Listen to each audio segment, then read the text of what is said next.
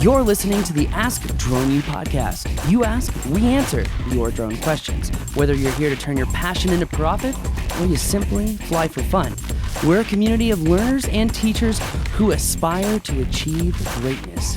We are Drone U. Hey everyone, welcome back to another episode of Ask Drone U. Today we are taking a new flight route. Instead of talking about drones, we're going to be focused more on business because business wars and the strategy of business can define your business, and how you go about it is crucial. So our question will be focused around that today. Excited to be hearing from Mr. Rob on this issue. Excited. A couple things to say, maybe. I don't know. You'll have good input. Yeah, but I'm interested to hear your aspect of it because there's always like the general business aspect, and there's always nuances that are provided by the ever-evolving drone industry. That's true. That is very true. And thank you for joining us. This is episode 978. And I actually am very excited about this particular subject. And it's a good question. I'm surprised we haven't had it before. Although I think we might have had it before in a different form or a little bit of a variation. But I appreciate the way it was asked this way. Very clear and concise. True. So it'll be fun. True. So true. Let's go ahead and get right into today's episode. Hi, Paul and Rob. My name is Ina. My partner and I recently started a drone services business called QuantumWorks, which has involved a lot of learning about drones and cameras, which has been super fun. We've also been learning a lot about running a business, and my question today is more related to the business management side of things. So my question is, do you have any advice on working with business partners? So for example, one thing we'd like to do is produce thermal imaging reports for golf courses. We know there are greenskeeping companies out there that are, to some degree, our competition. They could also potentially be our business partners if we help them to augment their service offering to golf courses directly. Same thing with surveyors, for another example. In a certain light, they could either be our competition or we could market ourselves directly to them as a business partner, and they could utilize our services to help better their offering to their clients. Having a business partner seems like it would be a more reliable source for work, but our margins would likely suffer. Any thoughts on using business partners as part of a business management strategy? We'd like to have a strategic attitude about potential business partnerships before we become much bigger as a company. Would appreciate any thoughts you guys have on the matter, and thank you for being such a great resource for the community. Fantastic. Ina, thank you for the question. Like I said prior to playing the question, I thought that was well asked. And if you have a question like Ina does, or did, go to askdroneu.com. So there is actually a whole, this could be at least a one-day seminar on how to do this kind of thing, right? So we'll try to hit just a few of the highlights that come to my mind, and I'm sure Paul will have some thoughts as well as it relates to this particular subject. But I do think you're on the right track, just conceptually, that it's a good way to build a business. I don't think necessarily everybody is cut out for partnering. There are certain people that I've come across in my career over the years that, and it doesn't matter the industry, that were just better as lone rangers, whether that be in their business, sort of considered a lone ranger, or the kind of work that they were doing, they did it by themselves. Something like a photographer, for example, that does it all by themselves, where partnering just was not for them. And so you've seen that. And so I appreciate the perspective that you're bringing and that you see the value in it, because there can be tremendous value in it. But you're also wise to understand that probably in just about any partnership, there is the potential for your partner to be your competitor. That's why you're wanting to partner, generally speaking, because there's synergies involved, which means that there's potential for them to be able to do some of the things that you do, and ultimately vice versa, particularly as you're partnering and moving forward over time and you learn about how the other does things. So let's just jump into a few ideas here. Number one, I think the obvious point to make is that with any partnership, you've got to have some sort of agreement in place. I know that sounds obvious, but the reason that we would lead with that is because that agreement is going to include so much of the pertinent details as to the partnership, that it's going to be critical that that be worked out. It's kind of like working out a partnership agreement or an operating agreement in an LLC or all sorts of different agreements that you might work out with another party, right? Because that's where the details are. One thing on that agreement that I would like to mention is that I would make it, especially if it's somebody that you don't have a ton of familiarity with, which, there are obviously issues with that scenario. But if you're in that scenario, I would make it a pretty short-term agreement. And the way that you can do that real easily is say, make it for a year, but it can be automatically renewed for the same terms, or it can be renegotiated. So one of the things, again, that would be important to me is that any agreement that I have, it would be pretty short-term, because you don't want to be stuck in something for a long-term, obviously. I think also you're going to want to make sure that you've got NDAs in place, right? So non-disclosure agreements with each other to where you cannot share each other's pertinent information. To the point of potentially even suggesting non-competes. Those are difficult to get to hold up in court, is our understanding. Frankly, unfortunately, I've never had to actually deal with trying to defend one, either side of it. But it might not be a bad idea if you're going to be using a lot of your expertise and ideas that they could take and use, particularly if they are in a position to be a pretty strong competitor. And one way that could be manifest is if they just have more resources than you, which in a lot of these cases, that's probably going to be the case since you're a new company. And so you really want to make sure that there's something to protect you, that in the event the partnership doesn't work out, if at all possible, you can try to keep them from just going and doing what you just taught them to do effectively. It's going to be tough because ultimately, if they've got more money than you, even if it's pretty clear that they shouldn't be doing it, you're going to have a tough time defending it because that gets really, really expensive. So one thing about this whole situation is just to be aware of what you're getting into, right? Something else to worry about, or not worry about, that's the wrong word to use. Be as detailed as possible as to who is going to be responsible for what. This is another absolutely critical piece of the puzzle. You want to know who is going to be responsible for contacting clients and being the liaison between the various clients. You're going to want to make sure you understand what the rev share is going to be. That obviously has to be figured out up front, as clear as possible, and I would say in as simple a form as possible. Typically in these relationships, if there are various products and deliverables that you're working with, you could go all kinds of ways in terms of how to set up revenue sharing, obviously, and depending on sort of which product you're working on a given project. As simple as you can keep it, the better. It's not always easy to keep it real simple, but the more that you can, the better. And when it comes to that, in terms of who's tracking the revenue, whose account is it going into? Are they going to be collecting the money? Well, then if that's the case, you're going to really need a strong method for auditing all of that data and all of that activity. And if that's something that they wouldn't agree to, that's probably a red flag that leads you to say, I don't want to be a part of this partnership. For obvious reasons, right? And it could be somebody that's totally trustworthy, but here's the thing. There's so many partnerships. We all know this. Nobody gets into a partnership and it's ugly to begin with, right? They all start out hunky-dory, just like marriages. They all start out great. Everybody's happy, everybody's excited, everybody's on the same page, and then something happes. Strip club. Strip club? Never mind. Keep going. Help me out. That's okay. He totally lost me with strip club. So it's important that you tell us what you meant by your strip club. problems are different than other people's problems. Keep going. Oh, gosh, that's awesome.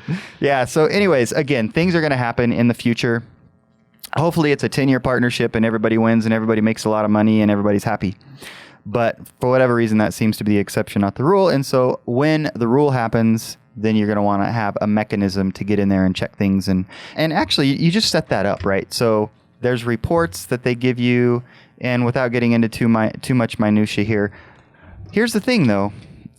It's not unheard of, and I don't mean to be a pessimist or to think the worst about people, but look, being an old auditor, this is just how we have to think about things sometimes. And that is, people have nefarious intentions. And usually when there's money involved, that's what drives it, right? So it's not unheard of for people to have multiple sets of books. So I'm just throwing that out there. You're gonna, if we're talking big money, then you're probably going to want to have somebody who's qualified to do that kind of an audit, maybe on an annual basis or something. So look into that. Make sure that's a part of your agreement, that you at least have that option to get in there and check things a little bit more closely. Even things like who's responsible for getting back to leads and who's going to be doing the marketing. All those things, I'm sure you could think of a lot of different things that you would want to have in an agreement like this, Paul. That the point is, make sure it's all been figured out up front. That's such a hard thing to say, though. It is. Because, like, I was as just you're about sitting, to say that. as you're sitting here going through these things, I'm like, man, I wish I would have thought about that before this. And then when you're like, I'm always worried about the Lone Ranger. I'm sitting here like, am I the Lone Ranger? And the answer is probably somewhat yes. But, you know, there's a lot of things that you should be thinking about. And I think the most simplistic way is, does your value and their value grow collectively or not? Because, for example, you know, she's talking about surveyors. Should you partner with a surveying company? I think that the answer is, in that nuanced aspect, probably no, because surveyors are a very old-time industry and they expect you to know exactly how they do things. And if you don't know exactly how they do things, you probably won't get the same respect and authority to work with them. I say this as, it may not be a good idea to be a partner with them, but it could be a good idea to be a contractor for them. And I'm not sure that partnering with businesses is the best idea. In fact, I would warn you, try not to partner with as many people as possible. If someone wants to partner with you, say, I'm sure that there are great ways that we can work together, and figure that out. Don't partner with people. Well, I think partner is, and even though I just went into a diatribe about agreements, partner is actually a pretty broad term. It is. Right. So there's more the formal version of partnership, which is kind of the direction I took it, obviously. And then there's kind of the version that you're about to talk about. 100%. And, you know, it's interesting because who was the other industry that she said she wanted to partner with? Because with surveyors, I could see her being a contractor for surveying. I don't see her as being a partner for surveying, because there's a very clear hierarchy in surveying firms, how they do things. But I also think it makes them ripe for disruption. So maybe they could use you as a contractor and just send you business. And at the same time, it's beneficial to them because they're getting more jobs done faster. Mm-hmm. And it also looks like they're advancing their company very quickly.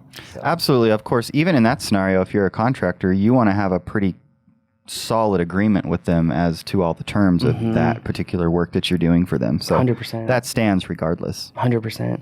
The other thing that I would say is that, so it may not be best to partner with everyone. Number two, you know, you said roles and responsibilities, and it was so funny because, you know, we've gone through business coaching and whatnot, and we've helped other businesses and coach them, because having a third party that you trust and respect, and then having someone that holds you accountable is going to be the only things that you need for business coaching, in all honesty. Obviously, extreme business experience is going to help all those things out even more. But what if someone has extreme business experience in something old, conservative, and not really new versus, you know, an online business, you know? Sure. So that being said, gosh, there's just so much I want to say right now, but I just don't even know where to start. Chip away at it. Well, the thing is that don't partner with people.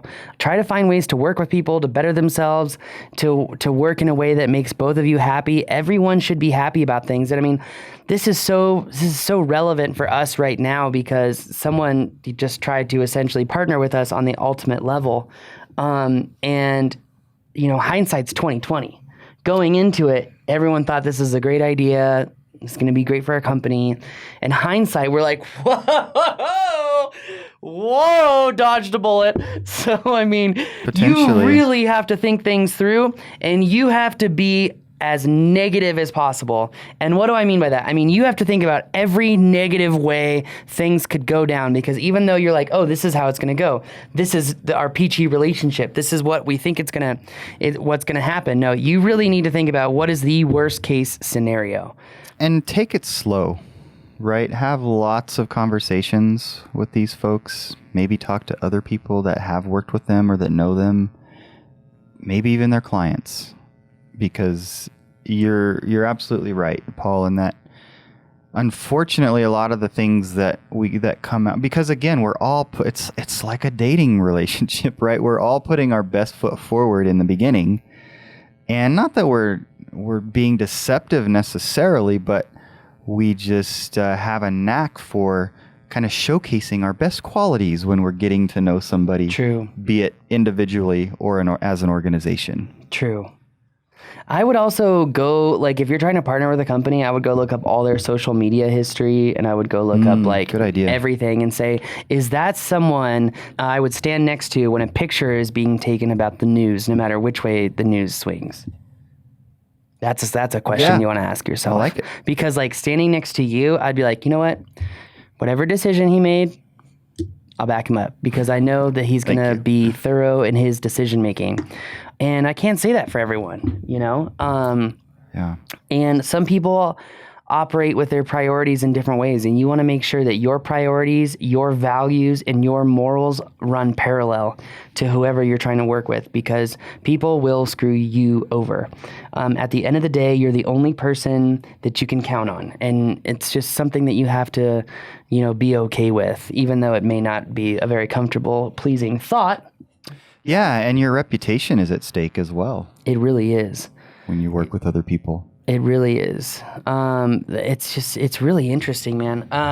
When I think of wanting to partner with someone, I think of, does this add to my business? Does it add to their business? Is it what they specialize in and what I specialize in? And how hard would it be for me to learn what they do and do it better, and vice versa? Right. And that's a big question. How hard? Because there's a lot that goes into that: education, resources, ability to purchase everything that needs to be purchased to make it happen. True. There's a lot that goes into that equation. True. I'm not even sure we answered her question, dude. Like, so what to I think we did. What to consider. Rob definitely went through that. Business has got to be mutually beneficial. Values, core values, your mission. Ask them what they want to do with their company in 5 years. What does the outlook look like? Who are they trying to serve? Why? Why is that important to them? Getting to someone's why, I think, is going to help you make a good decision. Absolutely. Yeah. And of course, you got to start by knowing your why, which if you haven't delved into that, there are various places you can do that, including YouTube or in our business class. That is true. On that bombshell, we're going to leave it at that. We could go on to this forever. So if you have a question, go to askdroneyou.com. Please leave us a review. Love the business questions. Love the poignant business questions, specific business questions, mapping questions, cinematography questions, whatever it is, bring it in. Askdroneyou.com. That's going to do it for us today. My name is Paul. My name is Rob. This is Ask Drone U.